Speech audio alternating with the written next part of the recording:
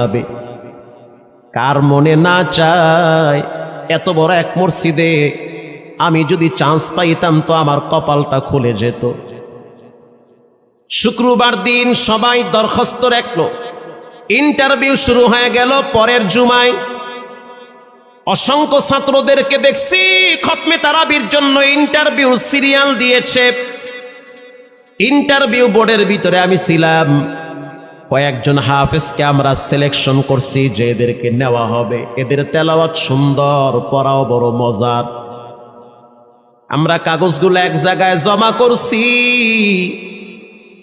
পরের জুমায় আমরা ঘোষণা দিয়ে দিব কোন মায়ের সন্তান চান্স পাবে। পরের জুমায় যখন জুমার নামাজের পর 3টার দিকে যখন আমরা বসে বসে ফলাফলগুলা দেখতেছি যে কাকে কত নাম্বার দেওয়া হয়েছে, দরওয়াজা লাগায় দিছি, জানলা লাগায় দিছি, এসি ছেড়ে দেওয়া হয়েছে, সব লাগানো, বাহির থেকে কিছুই দেখা যায় না। ইন দি মিন টাইমে মসজিদের বারান্দার দরওয়াজায় কে যেন নক করতেছে। খাদেম সাহেব আস্তে করে জালনা খুইলা উকি মাইরা দেখতেছে যে 2টা ছোট বাচ্চা বাহিরে দাঁড়িয়ে আছে, একেবারে অল্প বয়স। খাদেম প্রশ্ন করলো, তোমরা কারা, কেন আসছো? বলে, আমরা 2 জন আসছি খতমে তারাবির ইন্টারভিউ দেওয়ার জন্য। খাদেম সাহেব একবার পায়ের দিকে তাকায়, আবার জামার দিকে তাকায়, কারণ কথার সাথে বাহ্যিক সুরত মিলে না। অন্য অন্য ছাত্রদেরকে দেখছি কত উন্নত পোশাক পরে, গেটআপ কত সুন্দর করে ইন্টারভিউ দেওয়ার জন্য আসছে। আর এই 2 জনের দিকে তাকায় দেখলাম মনে হয় রাস্তায় ভিক্ষা করতে করতে আইছে, মানায় না, একেবারে গরিব। খাদেম বলল, ইন্টারভিউর ম্যাচ শেষ, চলে যাও বাড়িতে, নেওয়া হবে না। যাদের ব্যাপারে পরীক্ষা নেওয়া হয়েছে তাদের ব্যাপারে ঘোষণা দেওয়া হবে। বাচ্চা 2টা নাসর বান্দা বলতে আছে, আমাদের তো টাকা নাই যে আমরা ভাড়া দিয়ে এখানে আসব। বাবায় বড় কষ্ট করে 2-4টা টাকা জমা কইরা পকেটে দিয়া পাঠায় দিছে, এজন্য আসতে দেরি হয়েছে। খাদেমের বড় মায়া লাগছে, কারণ খাদেমও গরিবের সন্তান। ভিতরে গিয়া মুয়াজ্জিম সাহেবের বলতে আছে, ও ভাই, বাহিরে 2টা বাচ্চা দাঁড়ায় আছে, ওরা নাকি হাফেজে কোরআন, কিন্তু দেখলে তো মানায় না। মুয়াজ্জিম সাহেব ধমক দিয়া বলতে আছে, কোনো সুযোগ নাই, তাড়ায় দাও। খাদেম গিয়া ইমামের কানে কানে বলতে আছে, হুজুর, বাহিরে 2টা বাচ্চা দাঁড়িয়ে আছে, চেহারার ভিতরে এত মায়া,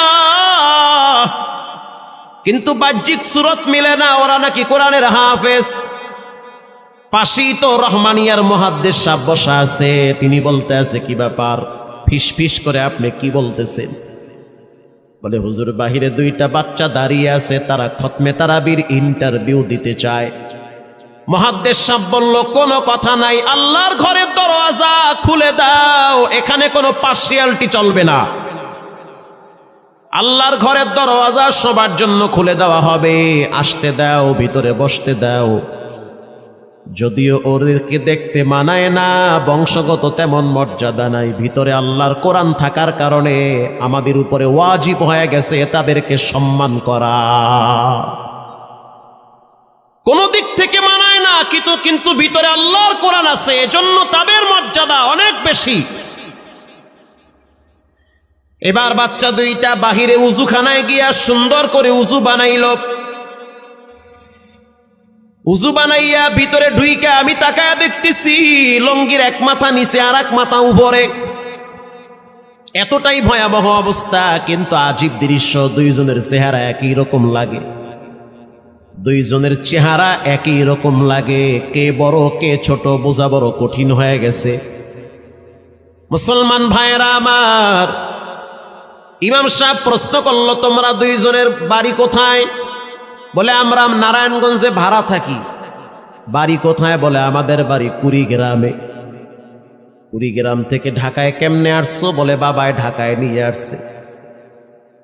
কয় মাসে কোরআন শরীফ খতম করেছ? বলে, আমরা 2 জনে 11 মাসে 30 পারা কোরআন খতম করেছি। ইমাম সাহেব একবার চেহারার দিকে তাকায় আর একবার পায়ের দিকে তাকায়। স্থানীয় গণ্যমান্য অনেক ব্যক্তিরা তাকায় আছে এদের দিকে। ইমাম সাহেব বলতে আছে, বাবা, তারাবির ইন্টারভিউ শেষ হয়ে গেছে, বাড়ি চলে যাও। যেটা একটু দেখতে ছোট, ও চোখের পানি দেখলাম টিস্যু দিয়া মুছতেছে। কেন কাঁদতেছো? বলে আমরা গরিব, তার জন্য মনে হয় আমাদেরকে তাড়ায়া দিতেছেন।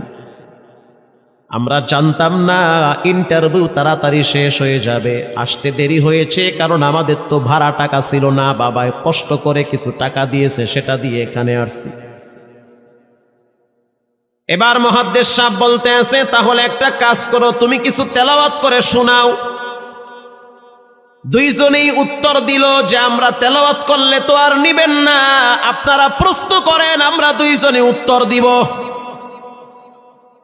আমি তো আশ্চর্য হয়ে গেলাম, জীবনে কত হাফেজ দেখছি, এরকম হাফেজ দেখি নাই। প্রশ্ন করবেন, আমি উত্তর দিব। বুঝতে পারলাম ভিতরের খবর কেউ না জানলেও একজন জানেন, তিনি হলেন কে? মুহাদ্দিস সাহেব বলতে আছে, বাবা প্রশ্ন করব, ঠিক আছে, তোমাদের মন মতো একটু তেলাওয়াত কইরা শোনাও। তেলাওয়াত যদি মানসম্মত হয় তাহলে ইন্টারভিউ নিব, যদি না হয় তাহলে ছাঁটাই করে দিব। এবার ছোট যেটা সেটা তেলাওয়াত শুরু করলো সূরা তাহা থেকে। তাহা মা আনজালনা আলাইকাল কুরআনা লিতাশকা। এত সুন্দর পড়া মনে হইতে আছে, আসমান থেকে কোরআন নাজিল হইতেছে। এত সুন্দর পড়া, কত রঙের ঢঙের পড়া শুনলাম, এই পড়া কোনোদিন শুনি নাই। আমি তাকায় দেখলাম স্থানীয় টিউনো সাহেবের চোখের পানি বায়া বায়া পড়তেছি। ইশারা দিতে আছে আরো তেলাওয়াত করতে বলেন। এই পড়া তো শুনলে আমার দিলের ময়লাগুলা কাটে। আল্লাহর ঘরে যখন গেছি বাইতুল্লাহ ফজরের টাইমে ইমাম সাহেব তেলাওয়াত করলে যেমন মনে হইতে আছে ওই কোরআনের আওয়াজটা এখন এই মসজিদে বাজতেছে। ছোট বাচ্চাটা তেলাওয়াত করলো, বড় সন্তানটাও তেলাওয়াত করলো। এবার যারা হাফেজ সাহেব ছিল তারা প্রশ্ন শুরু করলো। যেখান থেকে প্রশ্ন করে পৃষ্ঠা ঠেকায়া দেয়, একটা জায়গায়ও আটকাইতে পারে না। এমনকি বাচ্চা দুইটা এটাও বলেছে, যদি আপনাদের যদি ধৈর্য থাকে তো আমরা দুইজনে পুরা 30 পারা এখানে এক দাঁড়ানে পড়ায়া দিব। আশা করি একটাও বাঁচবে না। এত সুন্দর পড়াশোনার পরে মোতাওয়াল্লি সাহেব বলল, সব বাদ, আমার কাছে এই দুইজনই পছন্দ হয়েছে। এই দুইজন রে মোতাওয়াল্লি সাহেব দাঁড়াইতে পারে না, হুইল চেয়ারে বসে থাকে, কাছে ডাইকা বুকের সাথে জড়ায়া ধরছে আর বলতে আছে, আল্লাহ, এমন একটা সন্তান যদি আমার থাকতো জীবনটা ধন্য হয়ে যেত। আমার মৃত্যুর পরে একটু হইল তেরা কোরআন তেলাওয়াত করতে পারত। নিয়োগ হয়ে গেল, তারাবি শুরু হয়ে গেছে। মোহাম্মদপুর থানায় গিয়ে খবর নিয়ে দেখেন অনেক পুলিশরা এই বাচ্চার পিছনে দাঁড়ায় দাঁড়ায় নামাজ পড়ে চোখের পানি ছেড়ে কেঁদেছে। শুধু তাই নয়, অনেক হিন্দু মহিলারা পর্যন্ত রাস্তায় হাঁটার সময় তেলাওয়াতের আওয়াজে দাঁড়ায় দাঁড়ায় কোরআন শ্রবণ করেছে। শুধু তাই নয়, অনেক বড় বড় ডাকাত, মাস্তান, সন্ত্রাস, কিশোর গ্যাংয়েরা পর্যন্ত দাঁড়ায় দাঁড়ায় কোরআনের আওয়াজ শুনেছে। 17ই রমজান তেছে বদর দিবস, হাজার হাজার মুসল্লি দাঁড়িয়ে আছি। ইমাম সাহেব জানে না যে এরা দুইজনে আপন মায়ের পেটের ভাই হয়, এটা ইমামের জানা নাই। দুইজনে তারাবি চলতে আছে, চমৎকার পড়া, পিছনে শত শত মাওলানা মুফতি দাঁড়ায় থাকে। মনে হইতেছে তেলাওয়াতের আওয়াজে আর এক জগতে হারিয়ে যায়, এত সুন্দর পড়া। তারাবি শেষ হয়ে গেল, মুসাফা শুরু হয়ে গেল। বাচ্চা দুইটারে কেউ বুকের সাথে জড়ায়, কেউ কপালে চুমা দেয়, বলে আল্লাহর কোরআনকে চুমা দেই। হাজার হাজার মানুষ যখন আস্তে আস্তে নামাজ শেষ করে চলে গেল, একেবারে মসজিদের পিছনে বারান্দার পরে আরো একটা বারান্দা থাকে, ওই বারান্দায় এক লোক বসে বসে গামছা দিয়া চোখের পানি মুছতেছে।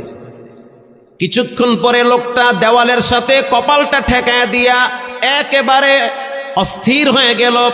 মনে হচ্ছে তার ভিতরে কাঁপুনি শুরু হয়ে গেছে। কিছু মুসল্লি গিয়া প্রশ্ন করলো, কি হয়েছে আপনার? বলে আমার কিছুই হয় নাই। টাকা লাগবে? বলে না, টাকা লাগবে না। তাহলে আপনি কেন এখানে কাঁদতেছেন? বলে আমি এমনি কাঁদতেছি, এটা কষ্টের কান্না না, এটা খুশির কান্না। এটা কষ্টের কান্না না, এটা খুশির কান্না, আনন্দর কান্না। আল বুকাউ মিনাল ফারাহ। অতি সুখে মানুষ কখনো কখনো কেঁদে দেয়, চোখের পানি ছেড়ে দেয়। ইমাম সাহেব বলল, পিছনে কে? লোকটা তাকে সামনে নিয়ে আসে। এবার লোকটাকে যখন কিছু দূর সামনে আনা হইল, ওই বাচ্চা দুইটা মসজিদের ভিতর থেকে দৌড় মাইরা গিয়া বলতে আছে, এই লোকটা আমার আব্বা, ইনি আমার আব্বা হয়। ধমক দিবেন না, রাগ করবেন না। আমার আব্বা ঢাকা শহরে রিক্সা চালায়। রিক্সা চালায় চালায় আমাদের দুইটা ভাইরে কোরআনের হাফেজ বানাইছে। ইমাম সাহেব ধমক দিয়া বলতে আছে, আপনি কেন দেরি করলেন? আগে কেন আসলেন না? রিক্সাওয়ালা বলতে আছে, আমি যদি আগে আসতাম আর যদি পরিচয় দিতাম আমি রিক্সাওয়ালা, হয়তো আমার বাচ্চা দুইটারে মানুষ খোটা দিবে যে রিক্সাওয়ালার পোলা। এজন্য আমি আসি নাই। দূর থেকে নামাজে কোরআন তেলাওয়াত শুইনা আবার আস্তে করে দূরে চলে যাই। মাঝে মাঝে বাচ্চা দুইটার সাথে দূর থেকে আইসা দেখা করি। এটাই হলো কোরআনের বরকত। পরে শুনতে পারলাম এই বাচ্চা দুইটার মাও নাকি গাড়ি অ্যাক্সিডেন্টে মারা গেছে। লাশ পড়ে আছে সেই কুড়িগ্রামে। একটা ছেলের নাম জুবায়ের আর একটার নাম হলো তালহা। রিক্সাওয়ালা বলতে আছে, আমার আফসোস নাই, কষ্ট হলো এক জায়গায়, সেটা হলো ঈদের সময় বাচ্চাগুলা তো বাড়িতে যাবে। বাড়িতে যাওয়ার পরে দেখবে ওদের মায়ের লাশ কবরে পড়ে আছে।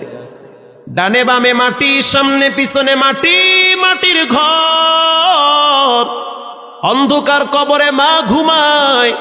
ঈদের দিন এমন কোন দরদি নাই যে আমার বাচ্চাগুলারে সান্ত্বনা দিবে। গত ঈদেও দেখছি বাচ্চা দুইটা মায়ের কবরের পাশে দাঁড়ায় দাঁড়ায় লম্বা টাইম কেঁদেছিল। আমাদের ঘরে কোনো ঈদ নাই। রিক্সাওয়ালাকে সান্ত্বনা দেওয়া হইল, নসিব আপনার ভালো, কপাল খুলে গেছে। দুইটা সন্তান হীরার টুকরা এমন ভাবে তৈরি করেছেন, মনে হইতে আছে জিন্দা কোরআন হাঁটতেছে। এজন্য সন্তানগুলাকে দিনদার বানান, ঠকবেন না। বর্তমান জমানায় মানুষ বড় স্বার্থপর। একমাত্র কলিজার টুকরা মা বাবার জন্য যেই দোয়াটা করে ওটা অন্য কেউ সহজে করতে চায় না। কথা ঠিক না ব্যাঠিক? সন্তানগুলারে দিনদার বানান, নেককার বানান, আল্লাহওয়ালা বানান। আল্লাহ পাক বলেন, যারা কোরআন পড়ে, নামাজ পড়ে, আল্লাহর রাস্তায় দান করে, তারা হলো সফল ব্যবসায়ী। এখানে এমন মানুষ বসা আছেন যে নিজের হাতে নিজের মায়ের কবরে রাখছেন, নিজের হাত দিয়া নিজের আব্বারে কবরে ফালায়া রাখছেন। ঘরে গিয়া দেখবেন মায়ের বিছানাটা খালি। যেই বিছানায় মা ঘুমাইতো সেই বিছানাটা এখন অসহায়ের মতো পড়ে আছে। বাবায় যেই বিছানায় শেষ বয়সে বসে বসে কোরআন তেলাওয়াত করতো সেই বিছানাটা পড়ে আছে। এখন আর কেউ বলে না, বাজান তুই কেমন আছো? এই কথাগুলা মা বাবার মুখ থেকে সবচেয়ে বেশি বের হইতো। মা বাবার জন্য এখন চাইলেও তো কিছু করতে পারেন না। আজকে যদি আপনার মা বাবা থাকতো, খাওয়ানো লাগতো, চিকিৎসা করার লাগতো, অসুস্থ মাকে নিয়ে ভোলা মেডিকেলে যাওয়া লাগতো, অসুস্থ আব্বারে নিয়ে লঞ্চে করে ঢাকা মেডিকেলে যাওয়া লাগতো। এখন মাও নাই, বাবাও নাই, টাকা আছে, চাইলেও খরচ করতে পারেন না। সহজ একটা রাস্তা বের করে দেই, এর চেয়ে সুবর্ণ সুযোগ আপনি পাবেন কোথায়? আব্বারে তো থাকলে খাওয়াইতেন ভাত, না তো আর করতে পারতেন না। আমি আপনাদেরকে একটা ছোট্ট কারগুজারি শোনাই, আপনাদের দিল কেঁদে দিবে। 2016 সালের ঘটনা। তখন ঢাকায় মোহাম্মদপুর আমি খতমে তারাবির জন্য 2 জন হাফেজ